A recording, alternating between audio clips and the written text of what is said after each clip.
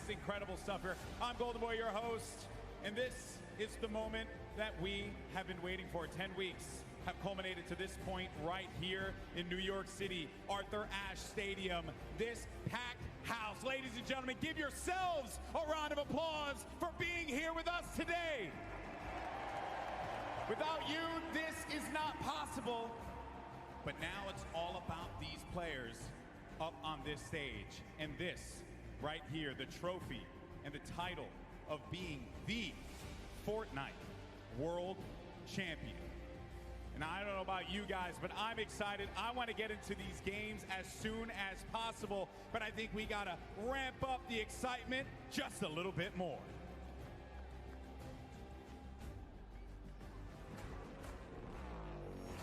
No pain, no gain, no guts, no glory. I'm a one-man army, ain't a one-man harm me. Ain't a weapon form against me, and you already know the rest, so you know your best ain't gonna stress me. If you the best, I'm the next thing. We can do anything we wanna do. What I can do, you can do it too. When you think about what's at stake here for these players, so much on the line. And we crowned 2 Fortnite World Champions yesterday, but that was duos competition. And today, these people are riding solo. And it's about that trophy, being able to raise this right in front of everyone here in New York City and walking away with $3 million in prizes. History will be made, lives will change. Now, I know that you guys want to hear from some of our players as well. And there's one player in particular that I think each and every person in this arena wants to hear from. Jordan, who do you got? The legend, the man, the myth. Tfue!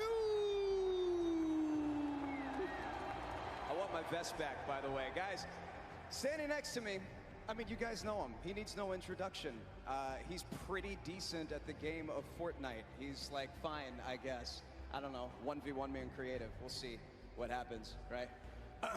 But knowing that you're as good as you are, right, and your skills, your gifts, your game sense, your speed, your dexterity, your precision, all of these things that I'm sure a lot of people are very fearful of, there are a lot of incredibly young, gifted talents that are up here on the stage right now from all over the world. How do you prepare for all of these different game styles? Basically, how I prepare is just stream to all of my beautiful viewers, and you know, they stream snipe me, and I get rushed by like 30 people every game, so if I can handle that, then I can handle anything, right? I have seen it happen in real time. It's insane. I don't know how you deal. I mean, you've got a long way, you know, to get to the end, but obviously vying for that #1 slot. How was your strategy working out going into your drop spot today? Your rotation, are you going to be flexible? What are your thought processes going into today, knowing that you're up against some of the best players in the world? My drop spot's pretty good, you know. I have some people contest me, but I just lay them out and then move on from there. Lay them out, move on. 355, there it is, from the man himself. Back to you, GB. Thank you once again, Jordan, for that. Now we're going to get into the games in a few moments here. Yesterday we hyped up nicely, and I think we can do it again. This is it. This is for this community right here, whether you're watching them at home, whether you're here with us in New York City, ladies and gentlemen, in the Arthur Ashe Stadium. Let me hear you. No. Come on, ladies and gentlemen, let us hear you loud and proud. This is the Fortnite World Cup Finals, and let's send it over to your casters for the first set of games. It's Courage and Dr. Lupo. Ladies and gentlemen, it is time. The Fortnite World Cup Finals Solos competition kicks off today, and I could not be more excited.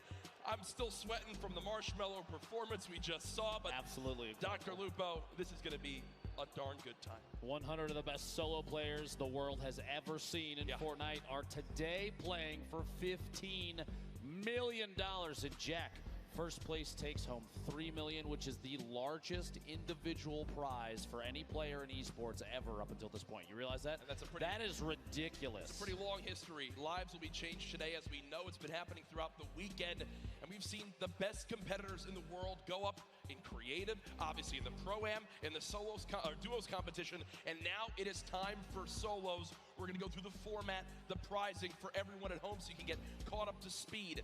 Millions tuned in throughout the weekend so far, and even more we'll be watching here today. So Ben, I want to break down these rules for everyone at home. It's not your normal Fortnite game we're going to be playing. Oh, no, it is not, especially if you've watched any competitive gameplay over the past. On your screen right now is the format. This is solo, so the top 25 placement will get you 3 placement points. Top 15 is 5. If you make it all the way to top 5, that's 7 points. And that coveted victory royale, of which there will only be 6 today, is worth 10 points. But on top of that, it's not just about placement. Every single elimination is an additional point. Those are going to add up, and we're going to see exactly how things play out over 6 games. Now, those 6 games, we add those scores up. Jack, what's the take-home? I know, just read it out. Ladies and gentlemen, first place today wins $3 million US. If you get second, third, or fourth, your prize money you're winning is also above the 1 million mark. Hey, I wouldn't be too upset with 5th place either at 900 grand, but you see, top 20 all earn $112,500 or more. And guess what? Just because they made it here today, everyone on the stage will win $50,000 for their efforts across the last few months of competition. But I can tell you the prize money is sweet.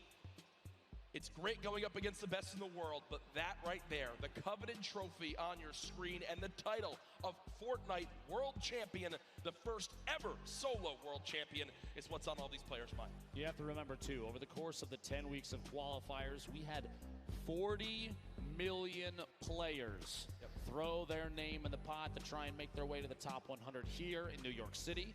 And of those 100, only one gets first place. Only one takes home the trophy. And I'm going to say this. This is mine just from watching him play over the last few days. Duos didn't go exactly how he wanted things to go, but I'm looking forward to seeing Benji Fishy rise above and just put on a good show for everybody. He's an excellent player. One of the best mechanically we've ever seen. His awareness is insane. What about you? Who do you have, Jack? There's so many talented players. We've been comparing drop spots. We've been comparing how they performed yesterday. We talked about LAN experience and how much the nerves can get to them. Arkroom is someone that showed up yesterday on stage, performed quite well, placing in the top 5. I think that today, with where he's dropped at, who he's going to be going up against, he could put on a good showing, but we want to hear your guys' thoughts as well. Hashtag Fortnite World Cup. Send us your thoughts. Who do you predict to win? We've also talked to many of the people here in the venue about who they've got coming out on top. Let's take a look.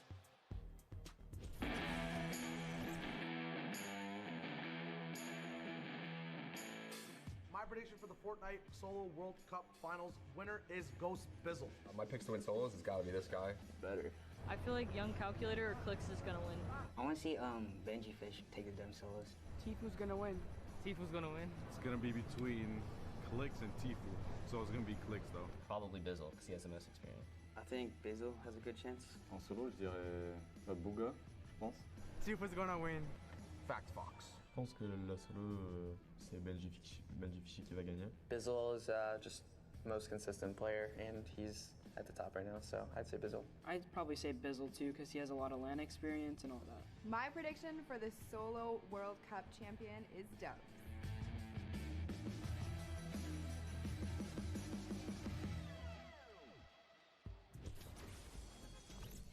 People continuing to pile on in here to the Arthur Ashe Stadium live from New York City. Dr. Lupo, our games are almost ready to kick things off, but there's so many ways you can watch this weekend. Obviously, your normal streaming platforms, but a new initiative as well from Fortnite, a new way to watch on Fortnite.com/watch. There's some unique stats, as well as all sorts of feeds you can watch from. It's a viewing experience with real-time stats at different points of view in game. Head to Fortnite.com/watch and choose from this channel, a dedicated map channel, and 10 rotating options covering a selection of diverse players. You see there on your screen exactly who will be brought on up. If you want, feed 3 features Tifu, a player spotlight. If you're repping the Oceania region and you want to see the Twins play, you want to see Twins play, there you go. You've got your dedicated feed as well. an awesome thing to see. The first game, Yeah, and I've it's got good absolutely news. amazing. But Jack, ladies and gentlemen, wants to see the first game, and I've got good news. Ladies and gentlemen, the Fortnite World Cup Solos competition is about to begin. If you are here at Arthur Ashe Stadium, I need you to get as loud as you possibly can. 100 of the best players in the entire world are about to face off for $15 million. Jack, guess what?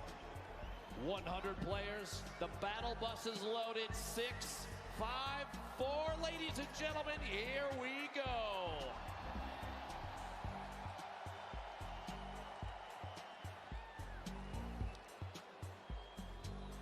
Game 1 of 6 officially underway, and on your screen, all 100 players. Arguably the biggest day of their entire lives. The average age of competitors, just 16 years old. If you're a younger fan here in the audience, you dream of one day being here. If you're the same age, you look to your peers as people to look up to and aspire to be as good as one day. If you're a parent, I'm sure you can imagine what's going through these kids' minds. Here we go, folks. Tfue on your screen. Block has been his place forever, Dr. Lupo, and he is not shying away here in game number 1. I had a chance earlier during warm-ups to just talk to Tfue about this landing zone. The opinion was basically, I don't care who else lands here, I'm going to take it. I'm going to clear out every other opponent there and roll on through. He's got a chance to go up the hill potentially for ballers if those remain uncontested. He has a free legendary chest right here in the middle. And look at the inventory already. Blue pump shotgun, gold tactical AR, gold standard AR, a mini bandages. He's got brick for days here.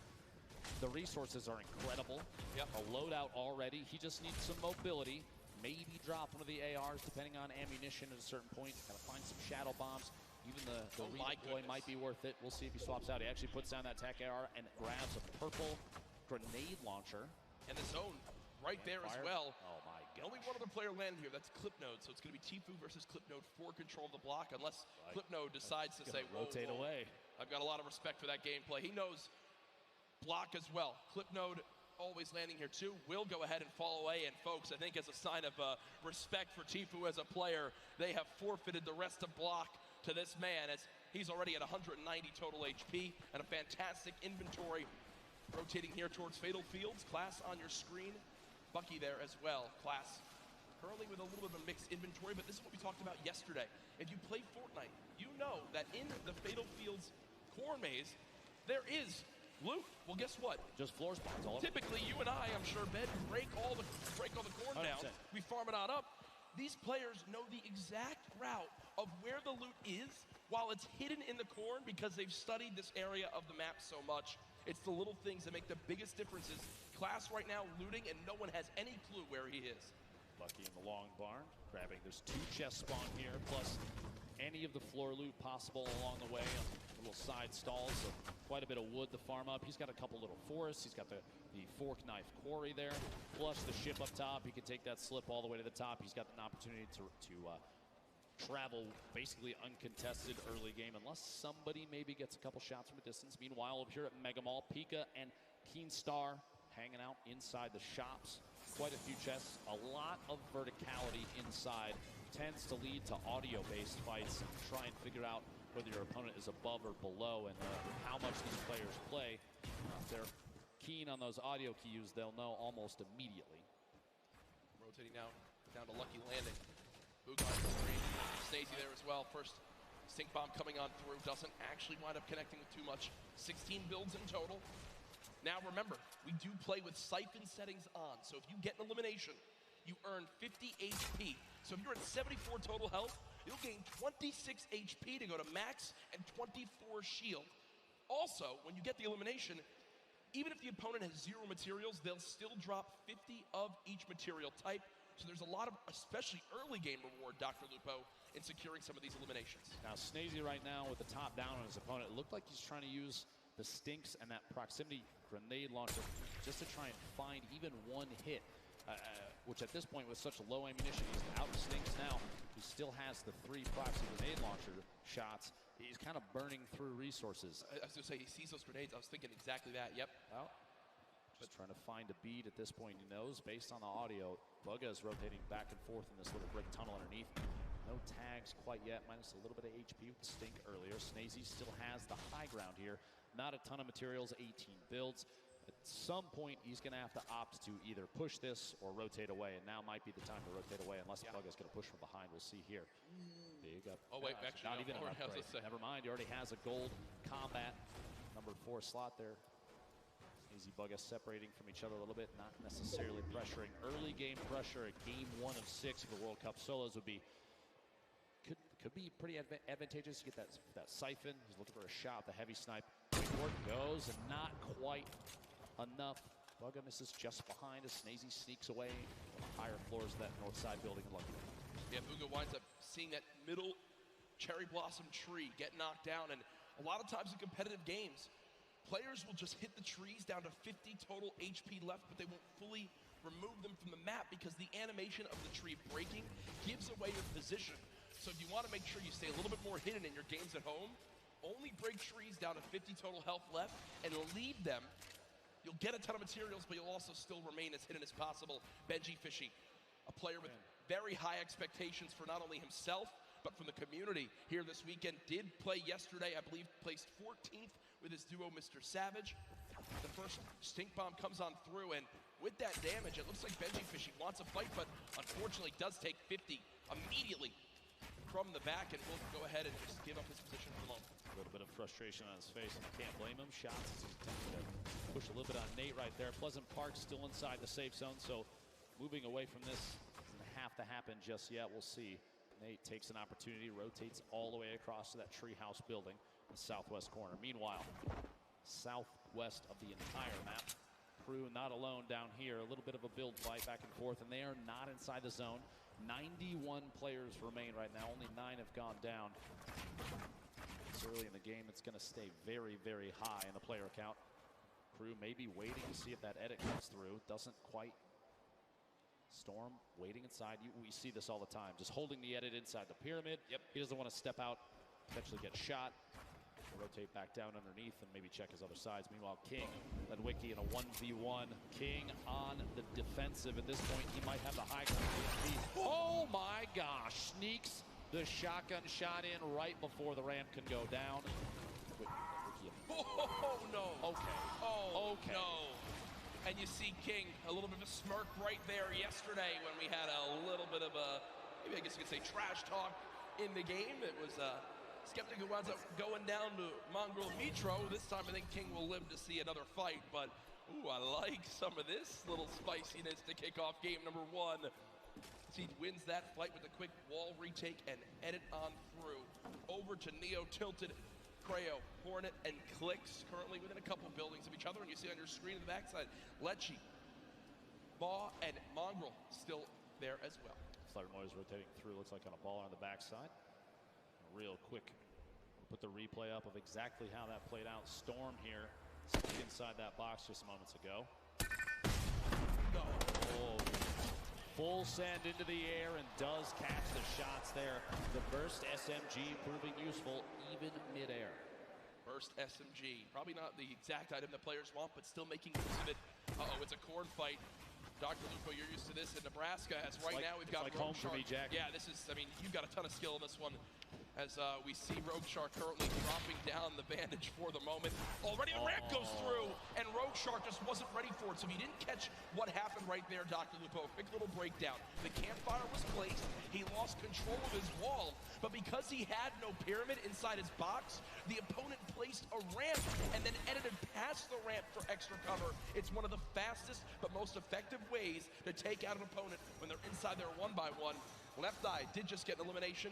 Does use that shockwave to get away from E-Rouse, but solid start as well, and I believe I did just see a fan favorite in Vivid in the elimination feed picking up his first elim. Storm starting to move. We have 56 seconds. My apologies before the next circle closes, and it is a big crunch to the center of the map. You might not be able to see in the bottom right there, but folks, it is just northeast centered from Neo Tilted. Everyone is going to get pushed together into the city. Let's see here. Dubs Very confident play, trying to push from the outside of Flint, knocking his opponent to rotate away, and Dubs does not want to let them go. 46 back-to-back hits, and he can't find a bead on Evil Mare. Goes down out here at the old Greasy Grove Ice Lake. And you see Evil Mare with still just in total about 80 HP. Got the 50 back for the elimination, so when you calculate it, really only had about 30 health left. So Dubs so close, but not able to connect with that final combat shotgun shot. And Dr. Lupo, look at this inventory for Riverson, for Team Liquid. 6 shockwave grenades, 2 minis, 3 chug splashes, a launch pad. Weapons a little bit awkward, if I'm going to be honest. Just a scoped assault rifle and a epic tactical shotgun. But Storm Surge is coming to play, and Dr. Lupo, we haven't really touched on that yet today. Inform the viewers at home as to exactly what this is. So Storm Surge is a mechanic to prevent players from potentially sitting and not engaging in fights. If there are a certain number of players at this point, when there's over 70, when the circle closes, people are going to start to take 25 damage every tick. That's every 5 seconds. Unless they are over the threshold for the amount of damage done in the lobby. It's a way to encourage players to get engaged in fights without having to force anybody. You can't really just sit still the entire time. You've got to get engaged, get involved with what's going on. And it ends when we go below that threshold. As we bring up this first threshold, you have to drop below 70 players. So Storm Surge will remain in play right now until 69 players is reached. You see Booga with an elimination, Blaster with one as well. Players above the damage threshold sitting pretty right now, but players who are below it, they're frantically searching for some damage they can do to try to get themselves in a safe spot. Aqua on your screen, one of the World Cup duo champions from yesterday. Just outside of Dusty Divot, shots inside here. Colorful trying to rotate back away. Doesn't want to quite get caught just yet. Those splashes, by the way, one of the best healing items in the game right now in scrimmages and competitive Fortnite. An instant throw 20, and it's HP or shield. It will transfer across both. May not be able to get this off quite yet. It's got to cancel. He did. Oh, he did indeed. Yep. Kurtz applying pressure from the side. Not a lot of ammunition right now in the inventory. Only 70 medium rounds for that heavy AR. Not the favorite for a spray weapon. Great at tap fire at a distance, though. Look at how dead center this zone is in the bottom right of your screen. Mr. Savage did just get an elimination down on him often. Mr. Savage still alive in this one, looking to bounce back from yesterday. I know Mr. Savage wasn't too happy with the final performance. Kurtz still, we saw the player piece on him. From Brazil, trying to rep for his family. Class elimination there as well onto Twins. And Storm Surge is now active for the players still above. So people will begin taking damage, and that's a solid chunk with that common tactical shotgun. But another player begins to throw their name into the hat. Dr. Lupo, Kurtz, no more shield left. We'll back up for the moment. At this point with the circle where it is, we've got 60 seconds before things start to close, and I would say maybe a third of the field is still outside of the next safe zone. You're going to see a lot of players pushing to Loot Lake.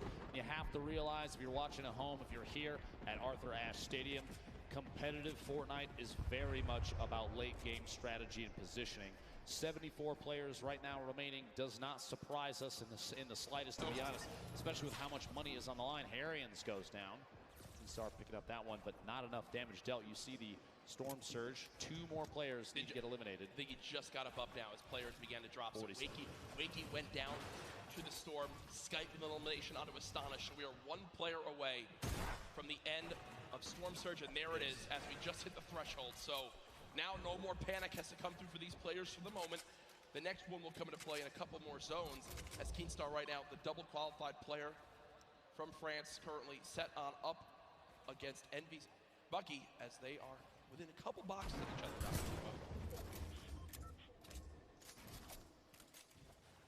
Just to see exactly where things move through here. Just want to hold these edits and look out.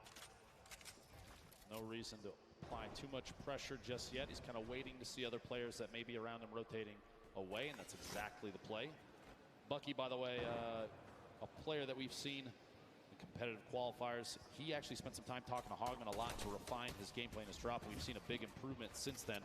Quick shout out to Hogman for helping Bucky out with that one. All the way here to the World Cup solo finals.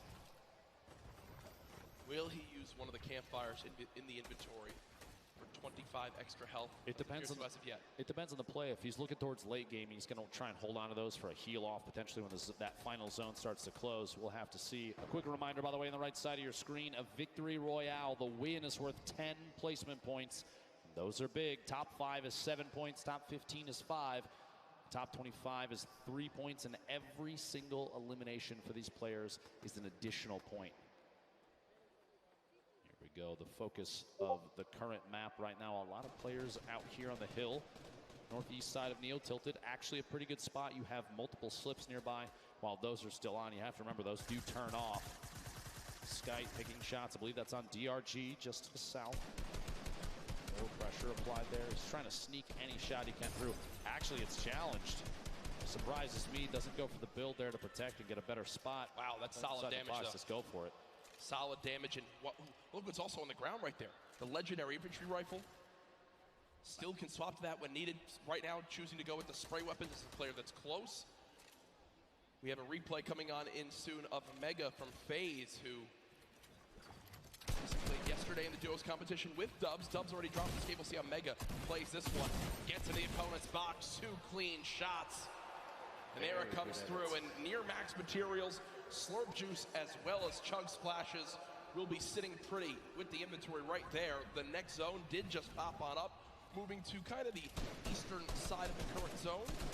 And what we're seeing right now from Skite is Skite recognizes he's got extra materials back. So he's going to run back, build out a little bit, grab the excess materials, and continue to tunnel with these mats. He's also juggling items over as well to still have the ability to use these whenever he would like to wish to in these next zones. Here's everyone on the map. A rocket being fired on the far side. Bizzle there still on your screen. Commandment, Epic Whale. Prisonero still boxed up in metal just outside the zone, and Stompy, who was one of the more dominant European players in the online qualifier, still in this one, but Zate was in the lead with Saf yesterday. 5 of the 6 games, but in the end, not able to close it out. You see, just continuing to spray, is above the damage threshold. This next threshold of player stock to Lupo, 50. So we're about a minute away before it activates. Bizzle with elimination, though, down on the Stacey. At this point, too, you have a lot of players. Crunch is going to start to happen. Player count starting to dwindle. The loadout here in Zate's inventory, a single Shadow Bomb going to be used for rotation if he has to. Not quite yet, though. He's already in the next safe zone. That heavy sniper rifle, we just saw it moments ago, and he'll probably go for it again. He's going to knock out a wall and immediately swap to that legendary AR to try and take shots while the wall is gone, while the player may not be paying attention. This could be a big one right here. Immediate swap, a 69 shield pack.